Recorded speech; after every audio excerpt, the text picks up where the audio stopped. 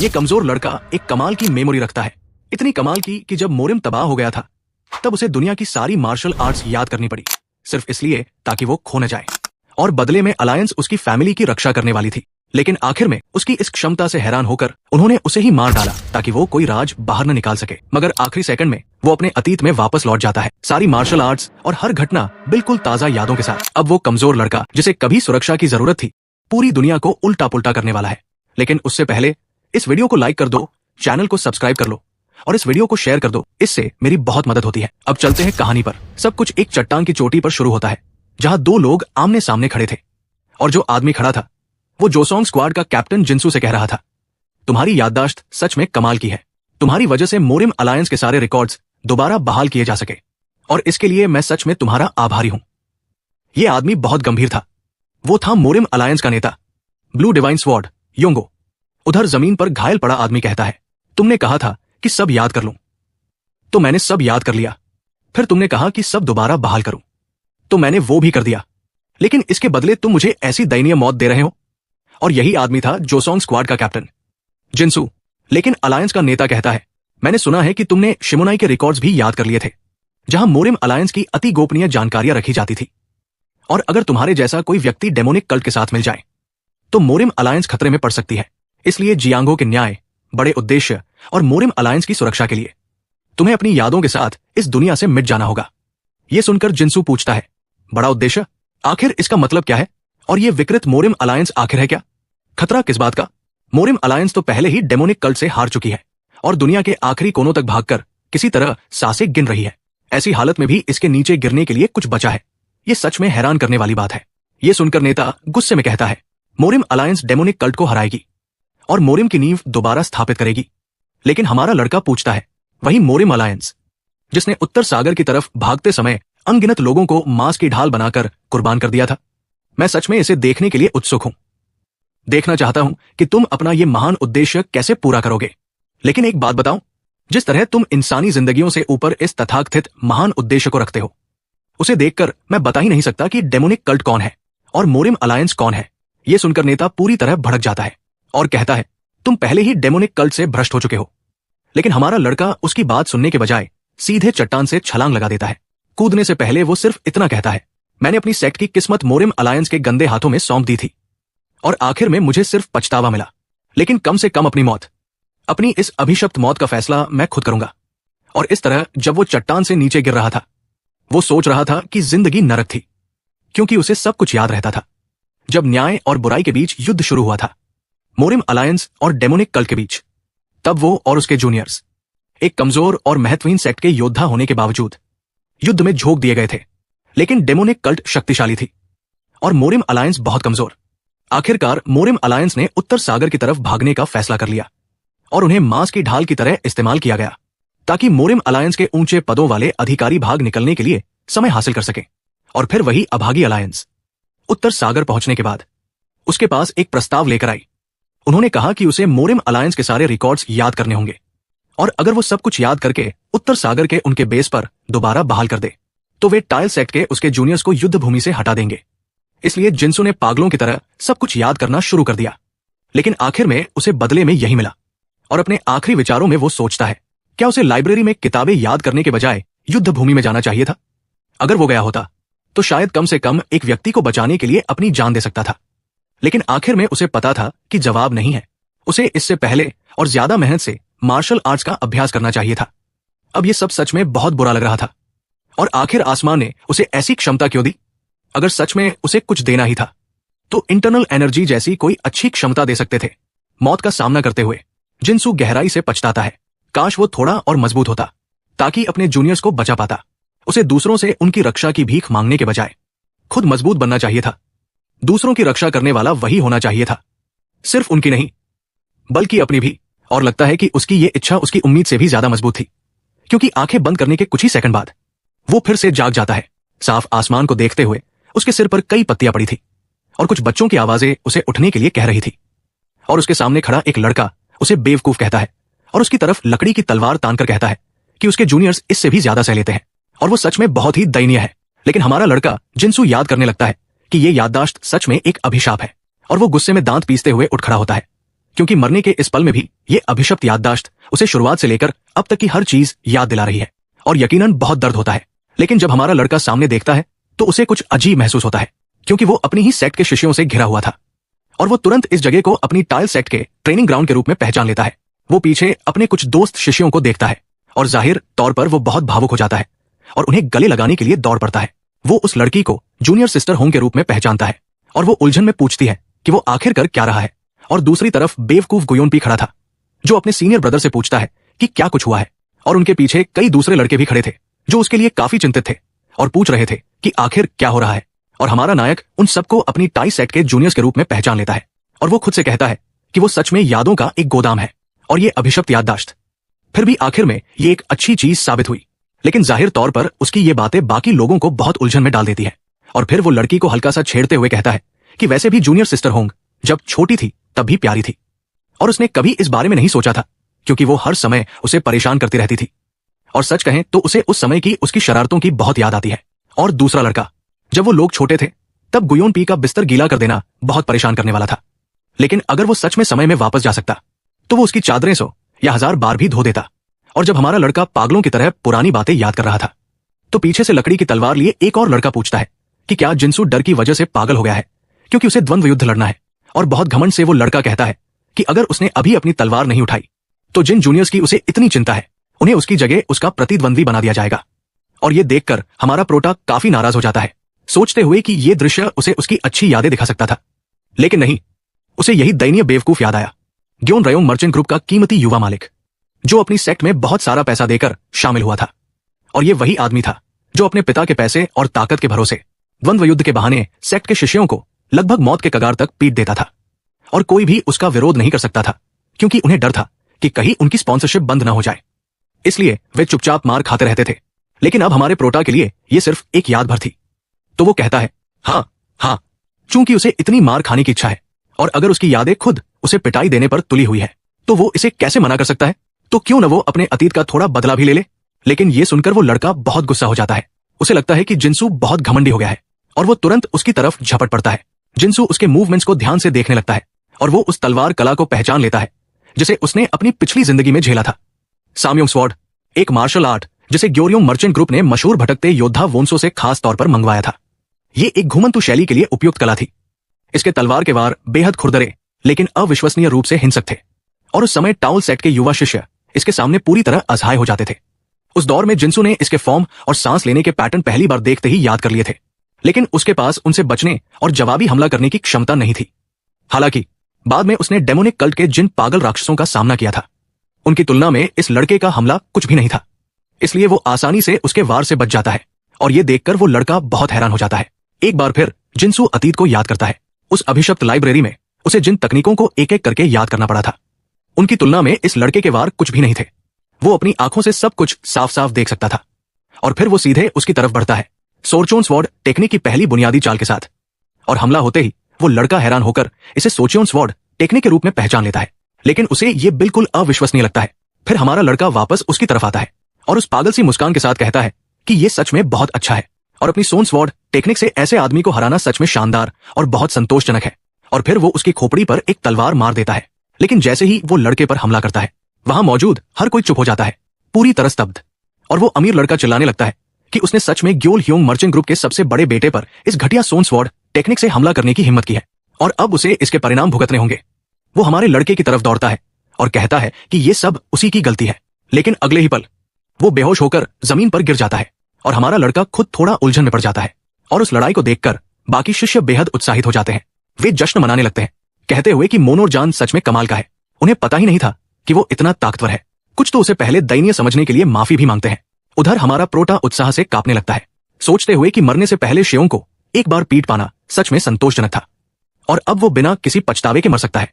लेकिन इससे पहले कि वो इस दृश्य से बाहर निकल पाता, उसकी दोस्त उसे जोरदार घूंसा मार देती है और पूछती है कि क्या वो पागल हो गया है।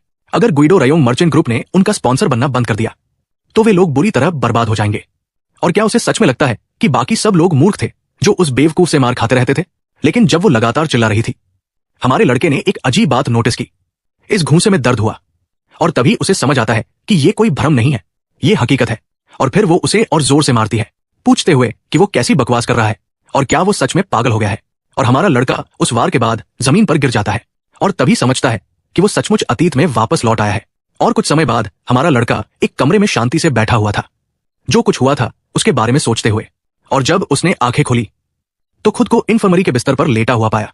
जहां तक उसे याद था, वो अपनी जूनियर सिस्टर के वार से बेहोश हो गया था और उसने इस मौके का इस्तेमाल सब कुछ समझने और ये जानने के लिए किया कि आखिर हुआ क्या था।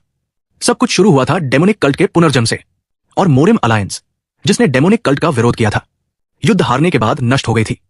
और टाइल सेक्ट भी मोरिम अलायंस का हिस्सा होने के कारण बर्बादी के कगार पर पहुंच गई थी।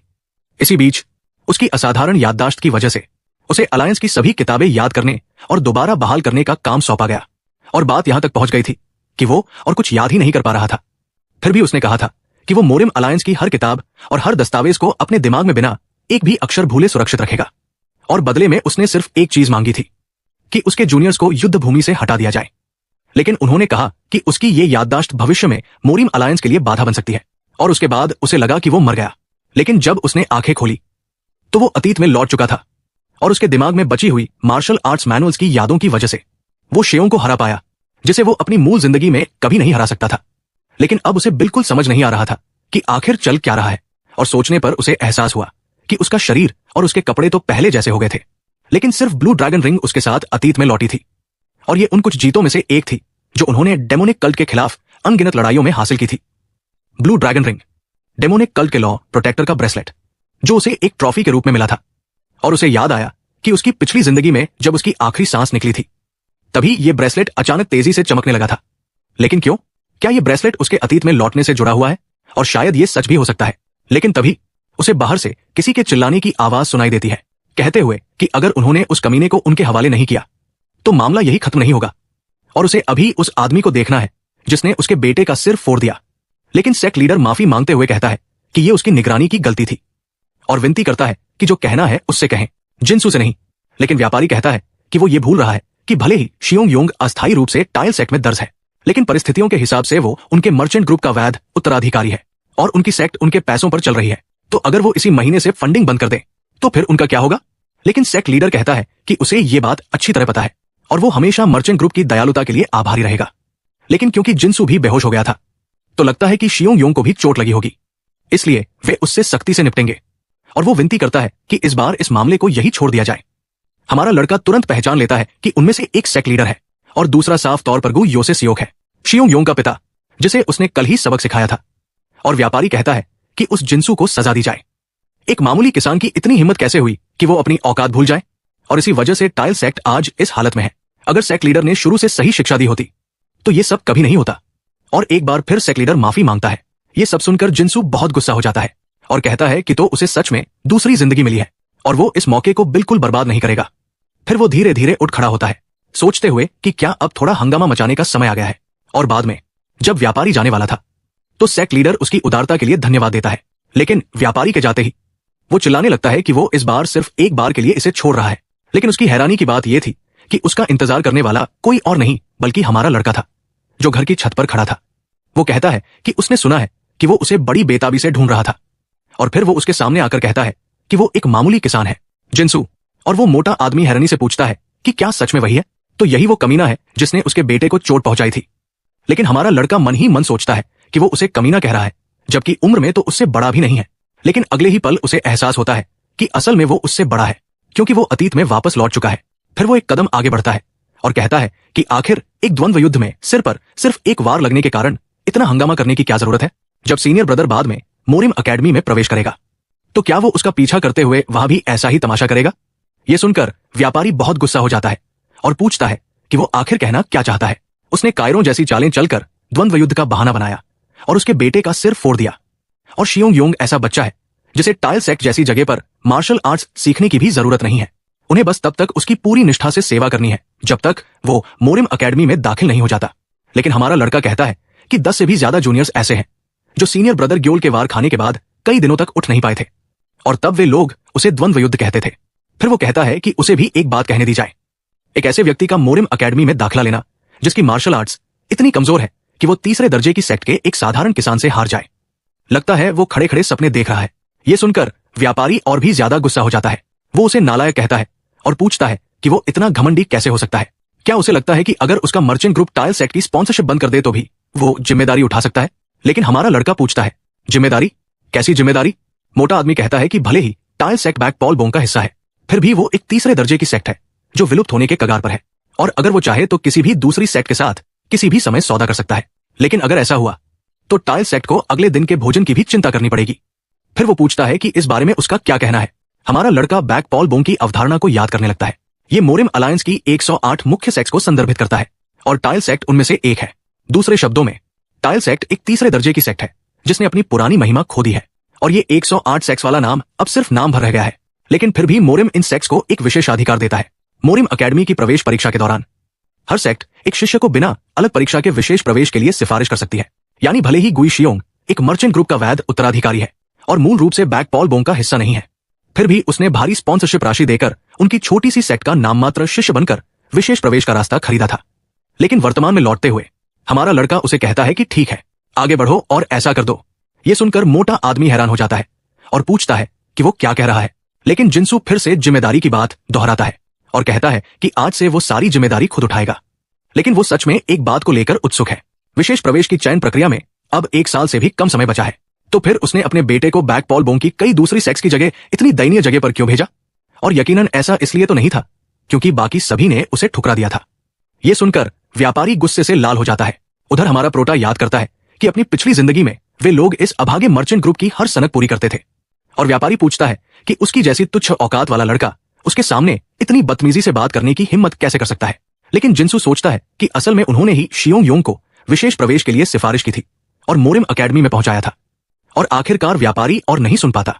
वो कहता है कि बहुत हो गया और पूछता है कि क्या उसे नहीं पता कि मोरिम अलायंस को अब उनकी कोई परवाह नहीं है। उसे ये बात याद रखनी चाहिए कि उन्हें बचाने वाला एकमात्र सहारा ग्योल रयोंग मर्चेंट ग्रुप ही है। लेकिन हमारा प्रोटा सोच रहा था कि बाद में जब ग्योल मोरिम अकेडमी में दाखिल हो गया था तब भी मर्चेंट ग्रुप ने आखिरकार स्पॉन्सरशिप बंद कर ही दी थी। इसलिए वो व्यापारी के कान के पास जाकर धीरे से कहता है कि वो भी एक बात अच्छी तरह याद रखे, ग्योल रयोंग मर्चेंट ग्रुप को बचाने वाले सिर्फ टाइल सेक्ट के लोग हैं। और उस आदमी को गुस्से से तिल मिलाता छोड़कर वो मन ही मन सोचता है कि दूसरों से अपनी रक्षा की भीख मांगने का कोई फायदा नहीं है। अपने आप को बचाने की ताकत खुद के पास होनी चाहिए, वरना पैसा किसी काम का नहीं। ये सबक उसने अपनी दयनीय मौत से सीखा था। और बाद में हमारा लड़का पहाड़ों की तरफ बढ़ता है। वो एक बेहद अजीब गुफा के पास पहुंचता है। वहां पहुंचकर वो सोचता है कि अब उसका सिर्फ एक ही लक्ष्य है, मजबूत बनना। लेकिन सिर्फ टाइल की कमजोर मेंटल टेक्निक और सोन स्वॉर्ड टेक्निक से मजबूत बनना आसान नहीं है। इसलिए अब सिर्फ एक रास्ता बचता है, स्पिरिचुअल हर्ब्स के जरिए जबरदस्त इंटरनल एनर्जी हासिल करना। और जिस हर्ब की वो तलाश कर रहा है वो है 10,000 साल पुरानी प्रसिद्ध फायर ब्लड स्पिरिचुअल हर्ब। जियांगो की स्पिरिचुअल हर्ब्स की किताबों में, जो मोरिम अलायंस के गुप्त दस्तावेजों में से एक थी, उन सभी स्पिरिचुअल हर्ब्स के मिलने के स्थान, प्रकट होने का समय और उनकी गतिविधियों का विवरण था जो कभी जियांगो में दिखाई दी थी। और ये सारी जानकारी उसके दिमाग में पूरी तरह सुरक्षित थी। इसलिए उसकी योजना थी कि वो इन रिकॉर्ड्स को याद करके एक एक स्पिरिचुअल हर्ब ढूंढे और खा जाए। लेकिन एक बड़ी समस्या थी, उस हर्ब की रक्षा एक विशालकाय राक्षसी जीव कर रहा था। और वो सोचता है कि 10,000 साल पुरानी फायर ब्लड हर्ब हासिल करना तो सिर्फ पहला कदम है। थ्योरी में टाइल की सोन स्वॉर्ड टेक्निक से वो उसे एक ही वार में मार सकता है, लेकिन ये सिर्फ एक बेवकूफी भरा विचार था, क्योंकि उसे पता था कि ऐसा होना नामुमकिन है। उसकी इंटरनल एनर्जी और स्वॉर्ड टेक्निक दोनों ही बहुत कमजोर थी। तो क्या सच में अपनी ताकत इस तरह बर्बाद करने की कोई जरूरत है? उसे नहीं लगता। इसलिए वो लकड़ी का एक टुकड़ा उठाता है और उसके सिरे पर आग लगा देता है। उसे याद आता है कि लाखों किताबें दिमाग में भर लेने के बाद मार्शल पाथ सिर्फ तलवारबाजी तक सीमित नहीं रह जाता। उसे महान तलवारबाजों का रास्ता नहीं पता, लेकिन जीतना ही सबसे जरूरी है, चाहे जिस तरीके से जीतो। इसलिए वो पहले मकड़ी के जालों में आग लगा देता है और आग पूरे जाल में फैल जाती है जब तक कि वो भयानक राक्षसी मकड़ी लगभग पूरी तरह जल नहीं जाती। और हमारा लड़का शांति से ये सब देखता रहता है, फिर चिल्लाकर कहता है, बहुत बहुत धन्यवाद, खासकर मोरिम अलायंस के उन हरामियों को। और कुछ घंटों बाद जब जिनसू उस अजीब मकड़ी को हरा देता है तो आखिरकार वो उस हर्ब को खा लेता है और उसकी शक्ति को अपने अंदर प्रवाहित करने लगता है। लेकिन काफी समय बीत जाने के बाद वो झल्लाकर कहता है, बस ये कमबख्त काफी नहीं है। वो पूरी तरह निराश हो जाता है, सोचते हुए कि इतनी कीमती चीज जड़ समेत खा जाने के बाद भी उसकी इंटरनल एनर्जी बस इसी स्तर तक पहुंची है। इतनी शानदार चीज खाने के बावजूद उसका शरीर उसे ठीक से अवशोषित नहीं कर पा रहा। और जैसा उसने सोचा था, टाइल की मेंटल टेक्निक वाकई कचरा है, या शायद कचरा वो खुद है। और उदास होकर उसे एहसास होता है कि इस रफ्तार से भविष्य में होने वाली घटनाओं के सामने वो टाई सेट की रक्षा नहीं कर पाएगा, क्योंकि उसे पता है कि जैसे ही न्याय और बुराई के बीच युद्ध शुरू होगा, निचले दर्जे के योद्धाओं को मांस की ढाल की तरह इस्तेमाल किया जाएगा। और इस जिंदगी में उसे सुनिश्चित करना होगा कि टाइल सेक्ट के शिष्य बेकार में न मरे। लेकिन इसके लिए युद्ध शुरू होने से पहले उसे मोरिम अलायंस में एक महत्वपूर्ण व्यक्ति बनना होगा। अपनी सेक्ट की रक्षा करने का यही एक रास्ता है और वो समझता है कि पहला कदम है 1 साल के भीतर मोरिम अकेडमी में प्रवेश करना। लेकिन इस रफ्तार से वो शायद मोरिम अलायंस में भी दाखिल नहीं हो पाएगा, और अगर ऐसा ही चलता रहा तो वो बुरी तरह फंस जाएगा। लेकिन निराशा के बीच भी वो समाधान खोजने की कोशिश करता है। उसे जितनी जल्दी हो सके अपनी इंटरनल एनर्जी बढ़ानी होगी, और शायद उसे एक स्पिरिचुअल पिल की जरूरत है। और तभी उसे याद आता है माउंट हुआ सेक्ट की स्पिरिचुअल पिल, शियोंग योंग की सेमाई पिल। शायद यही समाधान हो सकता है। और पिछली जिंदगी में लगभग इसी समय शियोंग योंग के पिता ने माउंट हुआ की सेमाई पिल खरीदने के लिए बहुत बड़ी रकम खर्च की थी। लेकिन एक दिन शियोंग के उसे खाने से पहले ही वो सेमाई पिल बिना कोई निशान छोड़े गायब हो गई थी, और चोर की पहचान कभी सामने नहीं आई। लेकिन क्योंकि ये घटना अभी तक नहीं हुई थी, इसलिए उसके पास भी एक मौका था। उसे पता था कि इंसान हमेशा कुछ न कुछ निशान छोड़ते हैं, तो शायद वो उसे ढूंढ सकता है। और फिर वो अपनी मानसिक लाइब्रेरी में उतर जाता है। वो मोरिम अलायंस की आपजी शाखा की मासिक रिपोर्ट के बारे में सोचने लगता है। उसके दिमाग में अनगिनत संभावनाएं दौड़ने लगती है, और आखिरकार वो उनमें से एक तक पहुंचता है। क्योंकि अगर वो ध्यान से देखे तो उसकी यादों में कहीं न कहीं एक सुराग जरूर है। शायद अलायंस की एंट्री और एग्जिट लिस्ट, शायद मिशन रिपोर्ट्स, या फिर कुछ और। वो अपने याद किए हुए सभी रिकॉर्ड्स को एक साथ जोड़ता है, उन्हें व्यवस्थित करता है और तर्क के सहारे निष्कर्ष निकालता है। आखिरकार वो 3 संभावित नामों तक पहुंचता है, सोल हंटर वांडरर और ग्योन की 5 स्वॉर्ड्स। फिर अपने विचारों को व्यवस्थित करने के बाद हमारा लड़का मुस्कुराकर कहता है कि चलती फिरती लाइब्रेरी होना सच में बहुत काम की चीज है, और अब उसे सिर्फ एक ही काम करना था, सेमाई पिल को अपने हाथ में लेना। लेकिन शांत होने के बाद वो उस दैत्य के पास अपनी हथियार लेने के लिए जाता है। तभी उसे कुछ अजीब दिखाई देता है। ब्रेसलेट अचानक चमकने लगता है। वो हैरान होकर पूछता है कि गोल्डन ड्रैगन ब्रेसलेट से अचानक ये रोशनी क्यों निकल रही है। लेकिन अगले ही पल उससे धुंध जैसी कोई चीज निकलने लगती है, और वो सोचता है ये क्या है। हमारे लड़के के लिए ये बहुत बड़ा झटका था। वो धुंध और भी फैलने लगती है और सीधे उस राक्षस की तरफ बढ़ती है, मानो उसकी ऊर्जा को निगल रही हो। जल्द ही हमारा लड़का देखता है कि उसकी ऊर्जा का रंग अब नीला नहीं रहा, वो लाल हो चुका था, और ऐसा लग रहा था कि वो मानव चेहरे वाली मकड़ी के कोर को अवशोषित कर रहा है। और जब सब कुछ पूरी तरह अवशोषित हो जाता है तो हमारा लड़का अपने शरीर और अपने अस्तित्व में बदलाव महसूस करता है। वो खुशी से जोर जोर से हंसने लगता है, क्योंकि ये अविश्वसनीय था। उसे पता था कि ये ट्रॉफी उसे अतीत की एक कठिन लड़ाई में जीत हासिल करने के बाद मिली थी। Golden dragon ring, blood player demon की एक धरोहर जो डेमोनिक कल्ट के धर्म रक्षकों में से एक था। और ये ब्रेसलेट जिसे उसने अपनी जीत और उसके बलिदान की याद में संभाल कर रखा था, अचानक अपने आप सक्रिय हो गया। अब इसकी शक्ति को परखने के लिए वो एक ही मुक्के में एक विशाल चट्टान को तोड़ देता है, और उसे एहसास होता है कि ब्रेसलेट ने मानव चेहरे वाली मकड़ी के दुष्ट कोर को पूरी तरह शुद्ध कर दिया है। फिर वो शुद्ध ऊर्जा उसके शरीर के भीतर टाइल मेंटल टेक्निक के साथ स्वाभाविक रूप से मिल जाती है, और नतीजा ये निकलता है कि उसे लगता है आसमान ने सच में उसे नहीं छोड़ा, क्योंकि अब डेमोनिक कल्ट के इस खजाने की बदौलत उसकी इंटरनल एनर्जी और भी शक्तिशाली हो गई थी। उधर जब ये सब हो रहा था, शहर में वापस वो व्यापारी का बेटा हर मौके का फायदा उठाने की कोशिश कर रहा था, और वो लड़की से पूछता है कि क्या उसे पता है कि सेमाई पिल क्या होती है। माउंट हुआ सेक्ट में जासोन पिल के बाद इंटरनल एनर्जी बढ़ाने वाली दूसरी सबसे प्रभावशाली पिल यही है। ये इतनी कीमती स्पिरिचुअल पिल है कि माउंट हुआ सेक्ट के असली शिष्यों को ही इसे पाने का मौका मिलता है। यानी ये उसी स्तर की दुर्लभ स्पिरिचुअल पिल है, और उसके पिता ने वो दुर्लभ दवा सिर्फ उसी के लिए हासिल की थी, शियोंग योंग के लिए। लेकिन लड़की ये सब सुनते हुए सिर्फ एक ही बात सोच रही थी, धत, वो आखिर है कहां और अभी क्या कर रहा होगा। और वो लड़की कोई और नहीं, हमारे प्रोटा की दोस्त होंग सारोंग थी, टाइल सेक्ट लीडर की इकलौती बेटी। उसे याद आता है कि उस दिन सीनियर ब्रदर जिन की जगह उसे आगे बढ़ना चाहिए था, क्योंकि टाइल सेक्ट का भविष्य उठाने की जिम्मेदारी उसी की थी। और उस दिन की घटना के बाद सीनियर ब्रदर जिन टाइल सेक्ट छोड़कर चला गया था, और क्योंकि योन सेओक हर दिन टाइल सेक्ट आता था, उसे लगता था कि वो अपने तरीके से उसका ख्याल रख रहा है। लेकिन वो बहुत बेवकूफ था, और जाहिर था कि व्यापारी का वो बेटा उस पर पूरी तरह फिदा था और पैसे के बल पर उसे खरीदना चाहता था। लेकिन तभी उसकी उम्मीदों के विपरीत सेक्ट के जूनियर्स दौड़ते हुए होंग के पास आ जाते हैं, उसे सीनियर सिस्टर कहकर बुलाते हैं, उसके लिए अच्छा खाना लेकर आते हैं और उसे खाने के लिए कहते हैं। यानी पूरी तरह उस बेवकूफ को नजरअंदाज कर देते हैं जो इन बच्चों को बेहद परेशान करने वाला समझता था। और फिर वो गुस्से में वहां से चला जाता है। लेकिन होंग उनसे कहती है कि उन्हें अपना खाना डाइनिंग हॉल में खाना चाहिए था, तो फिर वे लोग खाना यहां क्यों लेकर आए। फिर वो उनसे कहती है कि जल्दी खा लो, क्योंकि उन्हें भूख लगी होगी। तभी एक छोटी लड़की उसके पास आती है और कहती है कि वो उस चेहरे के भाव को पहचानती है। फिर वो पूछती है कि क्या वो छोटी लड़की पूछती है कि क्या वो फिर से सीनियर ब्रदर जिन के बारे में सोच रही है। ये सुनकर होंग बहुत शर्मिंदा हो जाती है और कहती है कि ऐसा बिल्कुल नहीं है। लेकिन बच्चे जो खाने को देखकर लार टपका रहे थे कहते हैं कि सीनियर ब्रदर जिन अभी तक वापस नहीं आए हैं और उन्होंने अभी तक रात का खाना भी नहीं खाया होगा। इसलिए जब वो लौटें तो उनके लिए कुछ चावल के पकौड़े बचाकर रखने चाहिए।